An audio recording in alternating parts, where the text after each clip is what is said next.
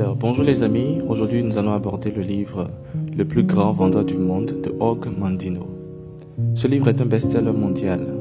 Bienvenue dans notre émission Semence du bonheur pour tous. Dans son premier chapitre, Mandino nous présente un vieil homme riche dont la richesse pouvait être estimée à 10 millions de talents d'or. Cet homme s'appelait Afid. Un matin, cet homme fit appeler son régisseur Erasme pour qu'il fasse l'estimation de toutes ses richesses. Il lui donna l'ordre ensuite de vendre tous ses biens. Le jeune homme consterné n'hésita pas à demander à son maître la raison pour laquelle il demandait une pareille chose. Il trouvait cela insensé. Afid lui rappela comment il était également étonné la fois où il avait ordonné à ce qu'il puisse donner 50% de ses richesses aux pauvres, et lui montrant aujourd'hui de sa main toutes les richesses qu'ils avaient pu amasser en observant ce principe-là. Il lui fit remarquer combien il était fort riche aujourd'hui et combien il avait raison de procéder de la sorte à cette époque-là. Sur cela, Afid demanda à Erasme de se fier à nouveau à lui et lui demanda de faire don de 5000 talents d'or à tous ses administrateurs, ils étaient au nombre de 10, et à lui-même, il devait prendre comme héritage 50 000 talents d'or. Donc Erasme devait prendre 50 000 talents d'or, recevoir également les entrepôts et le palais de Afid comme héritage. Afid était en effet vieux et il savait qu'il ne lui restait plus beaucoup de temps à vivre. Sa femme était déjà morte. Après avoir accompli ce que son maître lui avait ordonné, Erasme retourna auprès de son maître pour écouter ce que ce dernier voulait lui dire à nouveau. Son maître voulait partager avec lui un secret qu'il avait partagé avec sa femme.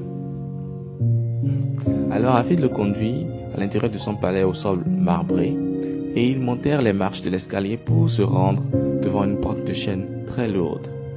Et Afid prit la clé de son ceinturon et ouvrit la porte.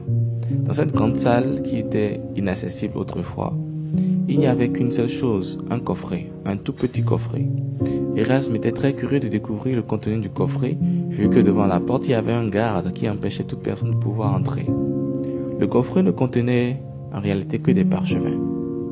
Et Afid dit ceci à son régent: même si cette pièce était bondée de diamants, jamais elle n'équivaudrait en termes de valeur celle que ses yeux observaient actuellement à travers cette humble boîte de bois.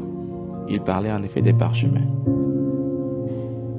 Et il lui a dit que tout ce qu'il a pu obtenir dans sa vie, c'est-à-dire succès, bonheur, amour, paix de l'esprit, santé, était grâce à ces parchemins. Il s'agissait de 10 parchemins. Le premier parchemin expliquait comment étudier les 9 autres. Dans le 3e chapitre de ce livre, que nous aborderons lundi, l'auteur nous dit comment Afid a reçu ces parchemins et comment il a commencé à construire sa richesse. Cette petite lecture nous montre tout simplement que tout ce dont nous avons besoin dans la vie est la bonne information. Ce ne sont pas les richesses, mais l'information. Recherchez l'information pour vivre heureux au lieu de rechercher l'argent ou l'or que vous pouvez perdre facilement. Lorsque vous savez comment amasser cet or ou cet argent, alors vous n'aurez pas peur d'investir vos ressources, aussi limitées qu'elles soient. C'était votre serviteur DJ Melchior dans son émission Semence du bonheur pour tous. À lundi pour notre nouvelle diffusion.